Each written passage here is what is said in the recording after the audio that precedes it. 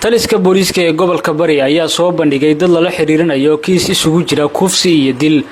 oo haweeney loogu geystay gudaha magaalada Boosaaso kadib howlgallo baaritaan oo socday si loo xaqiijiyo kiiska gabadhan oo ah mid isugu jira kufsi iyo dil ayaa qaatay muddo. taliyaha qaybta booliiska ee gobolka Bari gaashaanle sare Xuseen Cali Maxamuud oo la hadlay warbaahinta ayaa faahfaahin ka bixiyay kiiskan iyo sidoo kale baaritaanada muddada ay socdeen. waxaan xilligan u qabanayna shirka jaraa'id inaan belief yar ka siino bulshada Puntland ama bulshada Soomaaliyeed gaar ahaan bulshada gobolka Bari dilkii foosha xumaa oo ku dhacay gabadhii marxuumadii Naciimo Cabdi Maxamed oo dhimatay Ilaahay ha u naxariisto oo gacan ka xaq daran ay dishay gabadhaas oo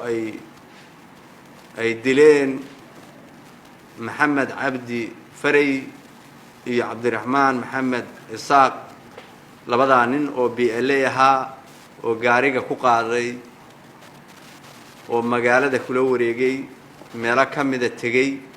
kuna dilay qaxootiga meeshiisa qiraal ay ku yihiin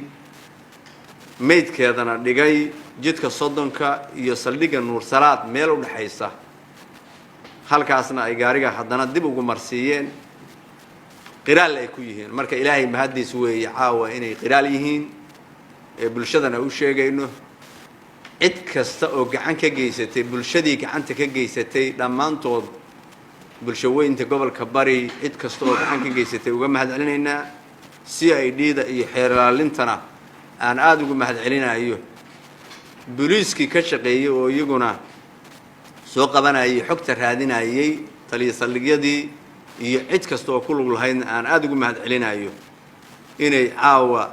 arintaasu annaga ay naga jirto xeerlaalinta iyo maxkamadda jawaabtana aan ka sugayno maxkamadda jawaabti ka bixin lahayd Ilaahay baa soo muujiyay Ilaahay baa iftiimiyay Ilaahay baa soo bandhigay annagana dadaal baan samaynay aan waqti kasta gelinay waa shaqadayadii shukr cali waajib ay nagu ahayd laakiin Ilaahay baa mahad leh haddii qof xilliga intii la dilay cidla intii la dhigay laga tagay aan xooga saaray bulshadeenna la shaqeysay iyo booliiska qaybihiisuba ay gacanta ku soo dhigeen aad baan ugu mahadcelinayaa waa abaalmarintii aan bixinaynay maantii dhaweyto halkaan hadda guulahay ka mid tahay insha Allah waxaan rajaynaynaa inay dad badani dhiiran doonaan bulshadana boqolkiiba boqol baan u mahadcelinayaa gobolka Bari sida ay noola shaqeeyaan sida ilaamaha amniga ula shaqeeyaan sida xogta noo siiyaan aad baan ugu mahadcelinayaa xeerlaalyaha maxkamadda darajada koowaad ee gobolka Bari Bashiir Hobaley ayaa u mahadceliyay ciidamada booliiska waxaana uu sheegay in kiiska inta ka hadhay uu horgeyn doono maxkamadda si uu u helo cadaalad waxaan halkan uga faa'iideysanaya bulshada ka codsanaya cid kasta oo waxyeello u geysanaysa bulshada inay booliiska gacan ka siiyaan haddii aan booliiska gacan la siin oo dhacdooyinka loo soo sheegin oo lala sheergano lala wadaagin oo hadhow la yiraahdo wax la qaban maayo haddii eedeeda dadweynuhu barbaad leeyihiin waxaa fiican in dadweynaha booliiska inay gacan siiyaan iyo hay'adaha amniga xeerlaalinta iyo maxkamadaha si xal cadaalad loo gaaro intaas waxaan ka codsanayaa dadweynaha